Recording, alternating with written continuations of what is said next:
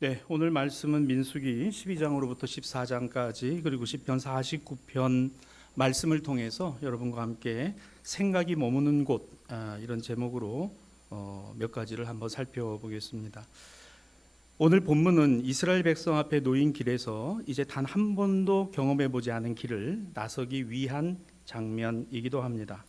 적어도 애굽을 나와 출애굽 여정을 시작했던 길과는 전혀 다른 길이 앞에 놓여져 있습니다. 그렇기 때문에 바란 광야 가데스 바네아에서 이제 걸음을 옮기기 전에 그들이 정탐꾼 12를 세워 40일간 가나안 땅을 미리 가서 보고 정탐하도록 합니다. 적어도 살아보지 않았고 가보지 않은 것이기 때문에 두려움과 또 걱정과 염려가 있는 것이죠. 그래서 이 정탐꾼을 세웠던 일은 이것이 불신의 문제다 또는 신앙 없음의 발로다 그렇게 볼 이유는 전혀 없습니다. 하나님이 이 부분에 대해서 반대하셨거나 또는 아니다라고 하시진 않았기 때문이죠. 그러나 이것이 문제가 된 건 전혀 다른 데 있습니다. 일단은 이 내용을 우리가 가만히 먼저 살펴보면요, 정탐꾼들이 40일을 다녀와서 이스라엘 백성들 앞에 전달한 내용은 정확한 현실, 사실 그대로였습니다. 즉 누가 보더라도 수긍할 수밖에 없는 분명한 사실이죠. 하지만 문제는 어디에 있었습니까? 여기에 자신들의 생각과 판단을 넣었다는 겁니다. 자, 민수기 13장 25절에서 28절입니다. 40일의 정탐을 마치고 돌아온 그들이 모세와 아론 그리고 이스라엘 자손 앞에서 이렇게 말합니다. 그 땅에 과일을 갖고 왔습니다. 그리고 가서 보니까 정말 말씀하신 그대로 젖과 꿀이 흐르는 정말 좋은 땅입니다. 자, 여기 그 땅에 과일을 가지고 왔습니다. 이거예요. 자, 그런데 28절을 보면 그러나 그 땅 거주민은 강하고 성읍은 견고하고 심이 크며 거기서 아낙 자손을 보았다라는 보고가 이어지죠. 포도가 익을 때였습니다. 정탐꾼들이 가서 보니까 과연 그들이 듣고 알고 있던 대로 굉장히 비옥한 땅이 그들 앞에 놓여져 있었습니다.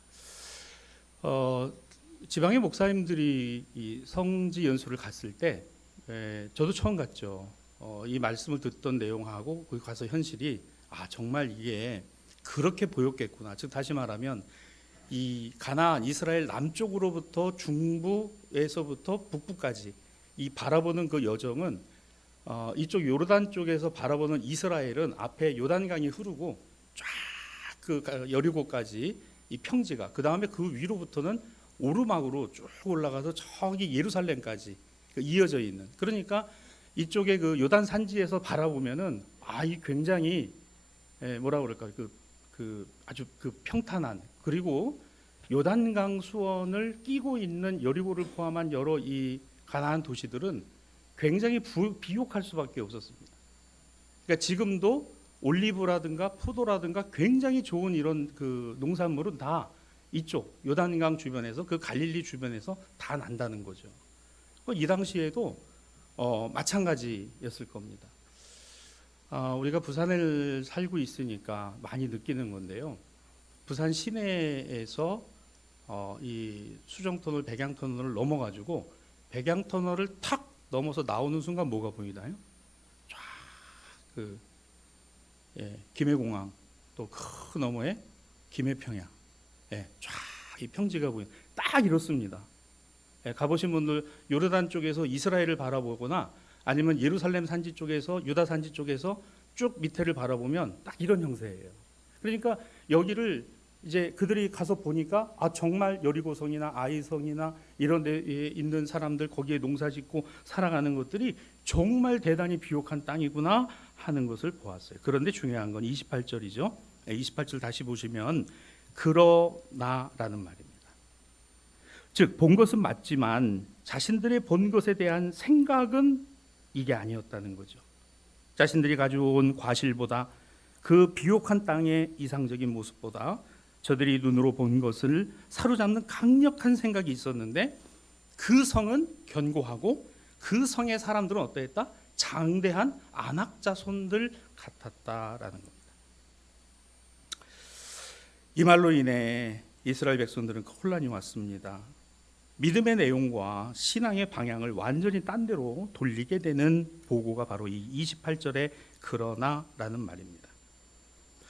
이 그러나라는 말 속에서 결국은 그들의 생각과 판단이 더 중요하게 작용하게 되어서 이어지는 32절에 가면 오히려 좋게 보고하다가 나중에는 악평하여라는 말이 나옵니다. 그러니까 자신들의 주장을 정당화하기 위해서 그거 안 된다라는 겁니다. 거기는 좋은 땅은 맞아. 이거 좋아. 그러나 안 돼. 그건 안 돼. 여러분, 지금 이 정탐꾼들의 생각이 어디에 있는 것 같습니까? 오늘 우리가 이 말씀에서 얻고자 하는 교훈입니다. 자, 이거예요. 현실을 인정하는 것하고 현실주의는 다릅니다. 내가 현실을 인정하고 직시하는 것과 현실주의자가 되는 것은 다른 문제다라는 겁니다. 우리의 삶이 뭐이죠? 현실이죠. 그렇다고 해서 우리의 삶의 오늘의 현실에만 매몰된다면 현실주의자가 되는 겁니다.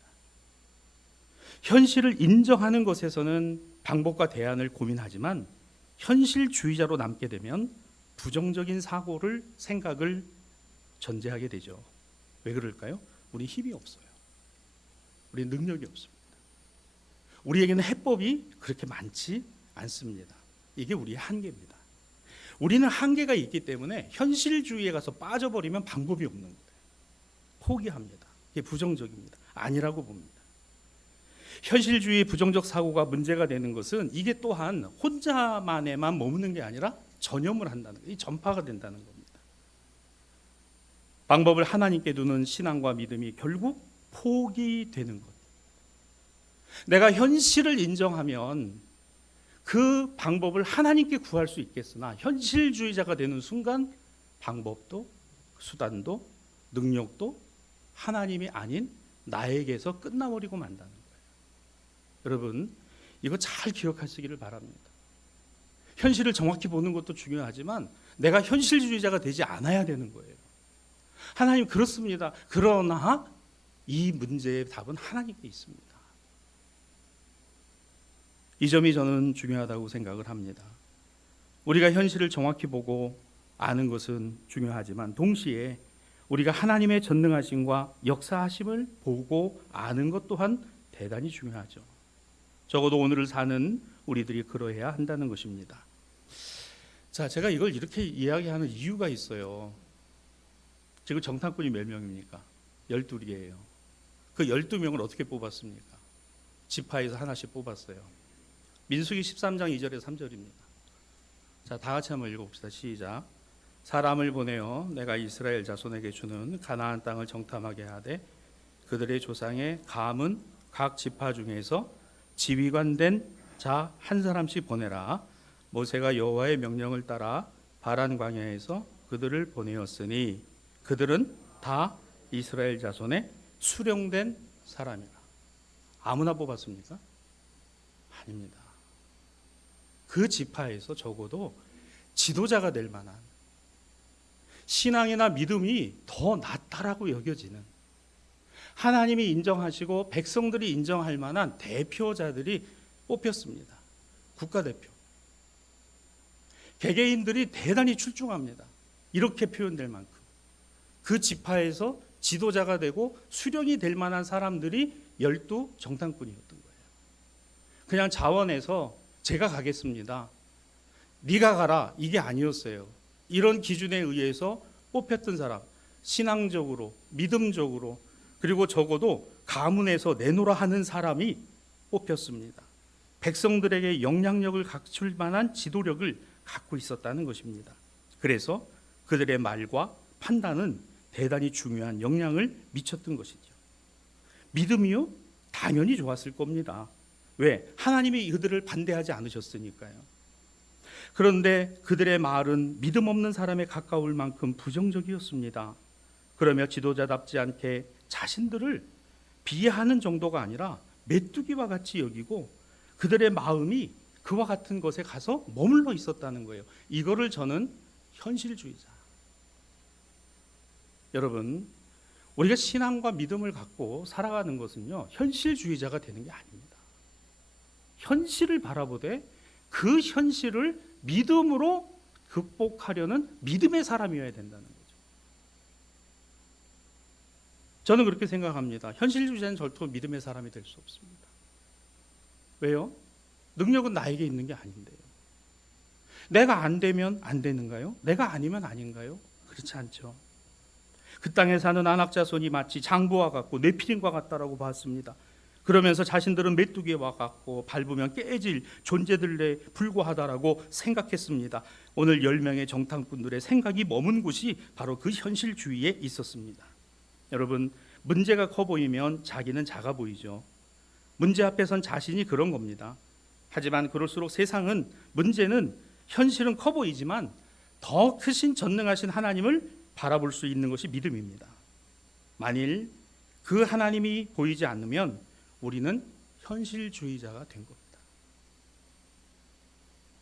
이렇게 생각해 볼까요? 현실주의자가 되면 현실 너머의 방법을 갖고 계신 하나님 놓칠 수 있습니다.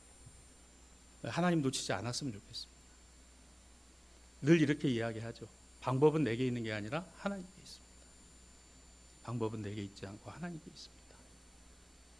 이건 현실주의자가 할 수 있는 게 아닙니다. 하나님 안 됩니다. 내가 아무리 계산해봐도, 아무리 생각해봐도 이건 안 됩니다. 아닙니다. 근데 이런 경험을 누가 했어요? 모세가 했습니다. 모세가 미디안 광야에서 하나님이 부르셨을 때, 하나님, 나는 입이 뻣뻣해서 못해요. 하나님, 내가 나이가 지금 몇인데요. 내가 애굽에 가서 뭘 하겠다고요? 안 됩니다. 야 모세야, 내가 너와 함께 가겠다. 내가 너와 함께 가겠다. 여러분, 우리의 신앙과 믿음은 나에게 두는 게 아니고 누구에게 둬요? 주님께 두고 하나님께 두는 것이라고 그랬습니다. 그러면 오늘 여기에 이 12정탐꾼들이 다 여호수아와 갈렙 같은 것을 갖고 있었을 사람인데 어떻게 그 10명은 전혀 다른 사람들이 되었을까? 현실주의자에 머물렀기 때문에 그들은 그와 같은 신앙과 믿음을 갖지 못한 것이 되었다는 거죠. 그러므로 삶의 문제, 현실의 문제로 인해 절망이 가까운 우리의 생각은 어디에 머물러야 할까요? 저는 우리의 생각은 문제 안에서만이 아니라 문제의 정답이 되시는 주님 안에 머물러야 된다고 생각합니다. 주님을 보는 것이어야 되고 그 주님을 붙드는 것이어야 됩니다. 자, 그런 사람들이 있었죠. 이 10명의 정탐꾼과는 다른 이들입니다. 에브라임 지파의 여호수아였고요, 유다 지파의 갈렙이었습니다. 이 둘은 각각의 지파의 지도자들이었어요. 민수기 14장 6절에서 9절에 보면 눈의 아들 여호수아와 여분네의 아들 갈렙, 오늘 그들은 현실주의자는 아니었습니다. 아니, 오히려 믿음의 사람들 자신들의 생각을 하나님께 두었어요. 8절입니다. 여호와께서 우리를 기뻐하시면 우리를 그 땅으로 인도하여 들이시고 그 땅을 우리에게 주시리라. 이는 과연 적과 꿀이 흐르는 땅이니라. 보세요. 이 문장을 보시면 이 내용이 바뀌어 있습니다. 적과 꿀이 흐르는 땅이기 때문에 하나님이 우리에게 주시는 게 아니라 하나님이 우리에게 주시는 그 땅이 적과 꿀이 흐르는 땅이더라는 거예요. 이게 달라져 있더라는 겁니다. 생각이 달라져 있더라는 거예요. 가치관이 달라져 있더라는 겁니다. 여러분, 우리가 세상을 살아갈 때 우리의 삶의 문제가 해결되는 것에 기도의 포커스가 있지 않고 그 문제를 하나님께 둘 수 있는 것에 포커스가 있으면 좋겠어요. 하나님, 이 문제가 하나님께 있습니다. 하나님께 있습니다. 그러며 오늘 이 신앙과 믿음의 사람 여호수아와 갈렙은 다른 정탐꾼들과 다른 행보를 보이고 왔던 사람들이 아닙니다.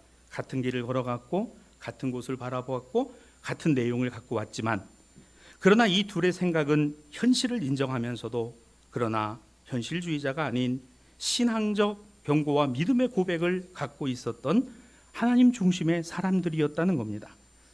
사실 그들이 보았던 여리고성과 아이성, 대단한 성들인 것 틀림없습니다. 하지만 그들은 이집트에서, 애굽에서 어떻게 살았습니까? 그보다 더한 문화를 이루고 그와 같은 애굽의 역사들을 만들었던, 비록 종이고 노예였지만 그와 같은 삶을 살아갔던 겁니다. 이제 하나님께서 우리의 삶에 개입하시고 역사 가운데 함께 하고 계시다는 것을 믿으며 이 걸음을 걸어왔는데, 자신들 앞에 보여지는 그 앞에서 나는 무엇으로 이 가나안 땅을 걸어갈 것인지 들어갈 것인지, 신앙이 아니면, 믿음이 아니면 안 된다라는 것을 철저하게 오늘 이스라엘 백성들과 함께 공유한 것이 본문의 내용인 것이죠. 여러분, 현실에 머물면, 현실주의에만 머물면 신앙은 절대 자라지 않아요. 오히려 신앙이 없어져 버려요. 믿음도 없어지는 거죠. 여러분, 어떤 기도를 하고 계십니까? 특별히 사순절에 우리가 금식하고 서원하고 하나님 앞에 작정하고 기도하는 기도들이 있으실 겁니다. 그와 같은 기도 속에서 우리가 봐야 하는 게 이거죠. 신앙과 믿음. 그렇습니다. 문제를 보는 것만이 아니라 문제를 해결하실, 문제 너머에 전능하신 하나님이 계시다. 오늘 이 신앙과 믿음이 이 사순절 안에 우리 안에 자라는 신앙과 믿음이었으면 좋겠습니다. 우리는 예배의 자리에서 항상 이렇게 신앙 고백을 하죠. 나는 전능하신 아버지 하나님, 천지의 창조주를 믿습니다. 이게 우리의 첫 고백입니다. 나는 전능하신 아버지 하나님, 천지의 창조주를 믿습니다. 전능하신 아버지 하나님. 우리가 늘 되뇌 있는 신앙 고백이며 사도신경의 첫 문장입니다. 그리고 이어 이렇게 얘기합니다. 이렇게 고백합니다.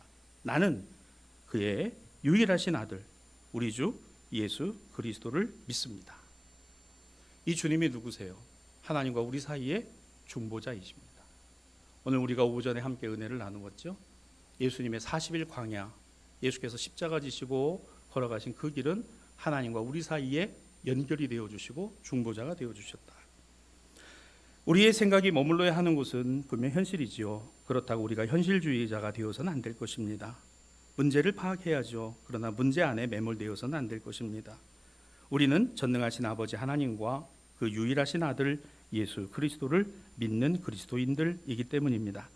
그분의 능력을, 그분의 역사하심을 우리는 알고 있고 경험하고 있고 또한 확신하기 때문입니다. 이 40일이 또 이 한 주간이 그와 같기를 주님의 이름으로 축복합니다. 말씀을 마무리하죠. 현실을 직시합니다. 그러나 현실주의에만 매몰되지는 맙시다. 자칫 신앙과 믿음 잃어버릴 수 있으니 신앙과 믿음을 어디에 두어야 할까? 그곳이 곧 내가 마음을 두는 곳, 내 생각이 머무는 곳이 되어야 합니다. 나는 전능하신 아버지 하나님, 천지의 창조주를 믿습니다. 나는 그 외아들, 유일하신 아들, 우리 주 예수 그리스도를 믿습니다. 이것이 정답입니다. 이 정답이 여러분의 삶 속에서 또 여러분의 기도 제목 가운데 날마다 써질 수 있기를 주님의 이름으로 축복합니다. 무엇을 보는가도 중요해요. 그러나 어떻게 보느냐는 더 중요합니다. 무엇을 보느냐는 시각의 문제지만 어떻게 보느냐는 관점의 문제입니다. 오늘 이 관점의 문제는 신앙과 믿음의 문제이기도 합니다. 이제 내일부터 시작되는 사순절 첫 주일이 지난 한 주간 하루하루마다 공동체 성경 읽기, 또 사순절 묵상, 또 여러분의 경건의 기도들이 이와 같은 기도가 되어서 또 하나님의 음성을 듣고 또 은혜를 힘입게 되는 우리 모두가 되기를 주님의 이름으로 축복합니다.